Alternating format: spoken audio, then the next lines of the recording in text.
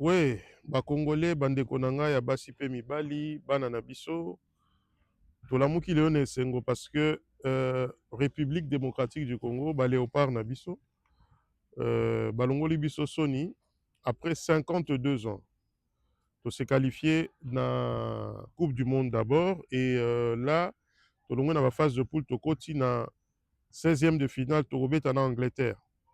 L'espoir est permis.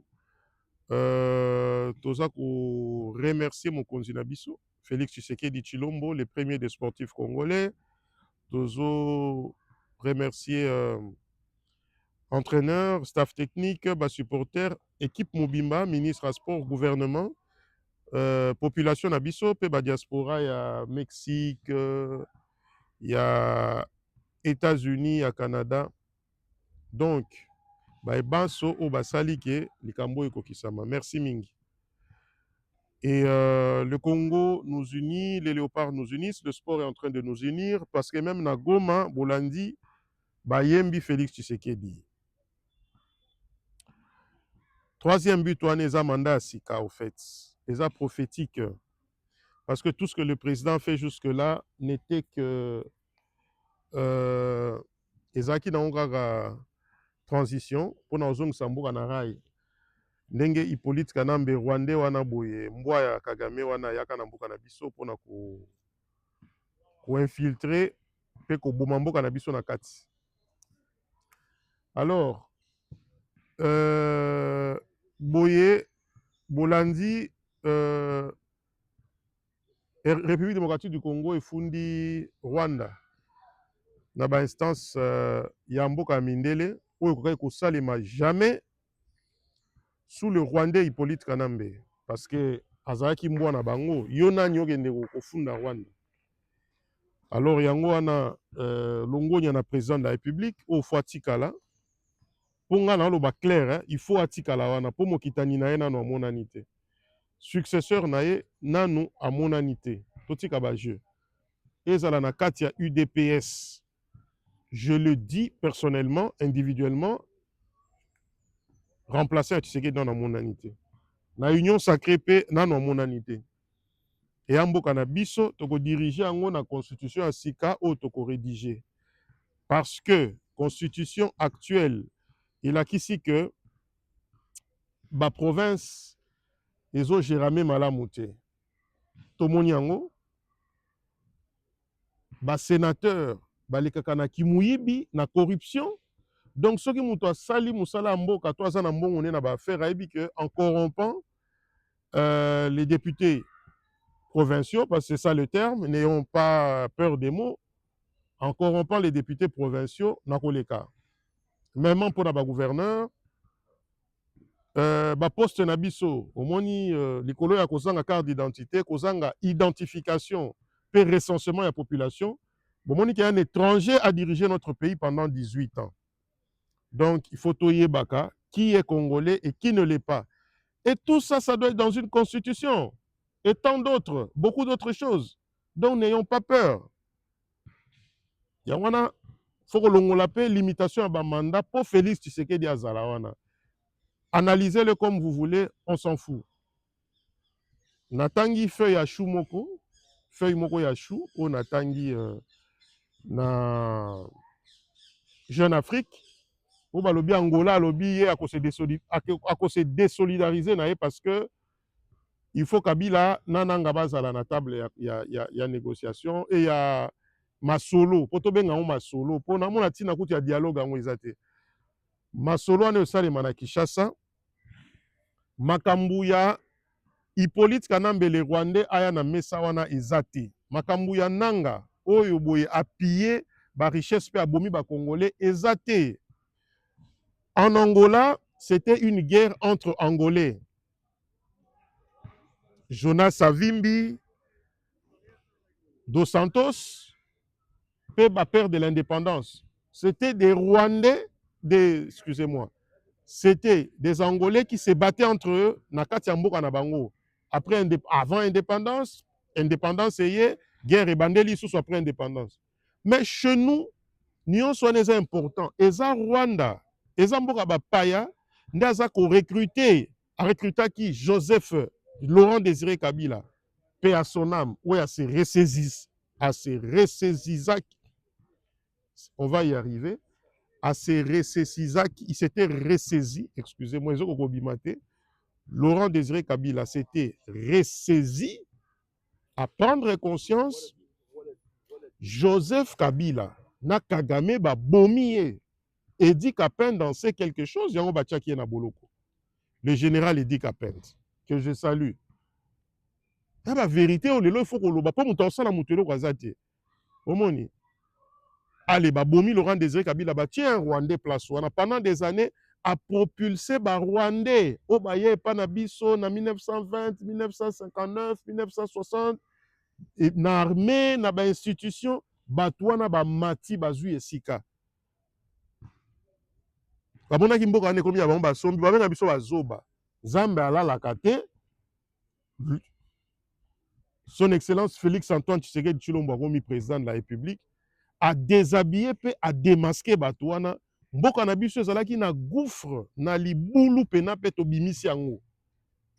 Et bon mutu abongo bolobake akende na 2028 pona kotia nani. Mais franchement, même ba opposant wana ya ba aventurier wana ba Kabunde, ba Sesanga, ba Fayulu, c'est des aventuriers.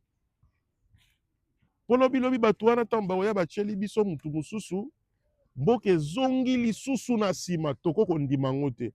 Alors nayoki ba opposant balobi élection en 2028, ça veut dire élection tant que Goma et Bukavu, ces deux provinces, ces deux chefs-lieux, sont sous occupation, c'est-à-dire que donc il y a une élection bongo. Alors Bissopé, donc il y a un référendum sans ces deux provinces-là. Réfléchissons comme ça. Qu'est-ce que c'est que ça? Il faut nous kimia ezonga toko mamobe koli konzi yasika. J'insiste sur le fait que Kabunda Lobagake, il y a un fils idéologique, il y a Papa Étienne Tshisekedi, Alaksaka na kamina ki aza héros. Mais na lukuta po lobai ne oza katange okosaki origine na yo. Je ne crois pas que le loso ki bala moussier, j'aurais appris que na procès il y a eu des pèses ya bachi balawana na ba muba kende vérité wana ebimaki, mais il était plus là, paix à son âme. Mais le loso bala moussier ba yebise ko zala ki muluba, je pense pas ngaka tcho secrétaire général. Et qu'est-ce qui prouve que tu es même de Louisa? Qu'est-ce qui nous le prouve? Rien du tout. Rien du tout, Jean-Marc. Alors, ce que ça peut Tshisekedi, je voulais dire qu'il faut soutenir la Constitution à ce cas. Donc, tu peux être de l'opposition, mais pendant que nayo, oye opesi idée nayo. Donc, aux nayo Tshisekedi, c'était un infiltré au fait. Parce que l'infiltré n'est pas seulement le Rwandais au vrai sens du terme. Et ça, quand on a une mentalité, on a commis agent. Comment le Kabila, il faut un grand acteur. Joseph Kabila, Hippolyte Kanambe n'est pas un grand acteur dans la politique de la République démocratique du Congo. Ça, c'est moi qui vous l'ai dit. C'est un agent de l'étranger qui a pillé ce pays, qui a spolié ce pays. L'argent qu'il a aujourd'hui à Zotin de la Congolais, ça comme bongo boyayibi na mabele na biso. Bazo corrompre na bilo papa na bilo na maman na bilo. Mais franchement, il faut ça la kola na pauvreté, moi je ne me moque pas. C'est les gens, il ne faut pas couper. Je ne me moque pas, bateau va coller la difficulté dans la vie, mais il faut aller coller la pauvreté morale, peu intellectuelle, pour que ne soit bon, ya bino mon ya papa na bino maman na bino ba corrompre na yango. C'est révoltant tout ça. Et loko auto côté les misanango Kagame ezakaka diplomatie, il y a Félix Tshisekedi na gouvernement na ye, na Mama Kai Kwamba, ministre Affaires étrangères, na armée. Une armée républicaine forte et dissuasive, bien équipée, bien formée. Pays mouwa ego sakanana bisoté. Je ne dis pas que nous venons de vent en guerre, donc au lamoura boke bitumba ya pona bitumbate. Faut tout ça armée moko structurée. Alors homme politique, analyste, muto aza sensé, muto maele, aza muto oyo alobaka azosala ba projection na ye, aza ko prédire, asa ba analyse pezo ko kokisama à 90%, à 70%, à 80%, 85%. Zate ko la batu bino ba jeune to soutenir mokonzi ya mboka. Pe to telemela banguna nyonso. Bozala te na ba distraction ya mouvement politico-religieux ya aventurier oyo ya bato sultan ndambo nyonso te parce que nga nazala problème na catholique te toana membre ya famille catholique. Je suis pas catholique. Le Congo est un pays laïque, je respecte les catholiques, mais bayaka ko embrouiller biso te. Po Senko ne veut rien dire dans ce pays là. Avec une nouvelle constitution, il faut dissoudre, pour ne pas dire effacer biloko oyo sa Senko boy. C'est des gens qui viennent faire de la politique. Vous dites que biso Senko tozalaka na position oyo toza na tozalaki kaka na position oyo toza nango na Kabila tango azali pouvoir. Tu veux dire que Tshisekedi, Félix Tshisekedi azali ko appuyer biso, mais lelo ndenge nini? Non, lelo agression et monani polele que Joseph Kabila aza rwandais, aza étranger, pe ye mutazo financer ba bêtises so sa na Goma pe na Bukavu. Donc on compare en côté. Aujourd'hui nous sommes, le pays est en partie occupé. Donc on ne peut pas soutenir ce que vous dites là. Nous ne sommes pas dans une situation normale. Nous ne sommes pas dans une situation normale, Monsieur Chollet. Parce que tu es là dans les médias maintenant, tu es vraiment devenu comme un porte-parole d'un parti politique en fait. Tu es le porte-parole, il y a parti politique Senko. Donc, nde yango wana nakozala molai te po tofete qualification na biso na 16e. Nazalaka libre ya ba point de vue pe ba opinion na ngai po na botama libre. Nazalaka mutu mutu te. Naza membre ya parti politique libre de m'exprimer. Mokonzi nanga ezalaka Félix Tshisekedi pe na tosaka hiérarchie à parti ndenge ezali.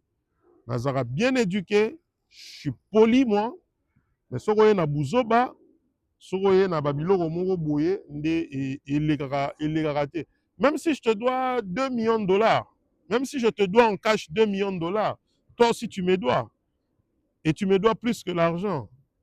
Allez, c'est pour rire. Zamba batela bino. 4e République, nde obotozo kota toko dondo na 4e République. Pe Félix Aobanda, mandat na à 0, ou ezali transition. Mettez dans vos têtes là que nous étions dans une transition. Mettez dans vos têtes là que nous étions dans une transition. Potokota na 4e République. C'est moi qui vous le dis. Un grand leader d'opinion na mboka na biso, oyo aleka na ba élection en 2018, c'est le passé, meilleur élu de la République. En 2023, je vous l'ai dit aujourd'hui, je n'étais pas très chaud parce que je savais ce que les officines même au niveau de mon parti de l'UDPS, quelques membres, hein, pas tous, pour battre bien dans la partie wana. En commençant par le secrétaire général Augustin Kabouya Chilumba. Moutoumou va bien, Moutouna Moutazarana Malamu, pe mabenae, mais Moutoumou va bien, mais Batou Moussoussou, Azola Moukake, Pétiona faut quoi, Pétiona faut pas les cas. Bon, nakola pour qui député, hein. Mes parents n'ont pas en Belgique, aux États-Unis. Mes parents m'ont envoyé là dans les années 2006, 2007, 2004, 2002. Je voyagé donc ils arrivent pour mutu moko boye. Aya ki akomi ko okomi nzambe, yo kanisi okomi nzambe ozo décider na ba vie ya batu. Lobi eza nzambe. Vaut mieux la fin d'une chose que son commencement. Je chute par là. Bomoni match nenge bandaki. Vaut mieux la fin d'une chose que son commencement. La vie d'un homme, et ça le dernier coup de sifflet à arbitre, n'a gagné. Donc, qui m'ont Mamabe, il y a 2, 3, 4 politiciens kassaïens, à Kassai oriental surtout, Nzamba au foot abino. Yoka so Salim Abe, yoka so Togodondwa. Nzamba au confondre bino. Biso surtout ça des politiques pour le peuple na biso sacerdoce. Tu as prouver mbongo yibité, tu as prouver niveau à degré mbongo yibité, makasi na yo, positionnement na yo, démarche na yo, complexe na yo wana donc danger. So moni mutu. A bundiso sali logo te seka moni logo moko bonde yango azo bundisa. Bon dimanche. carré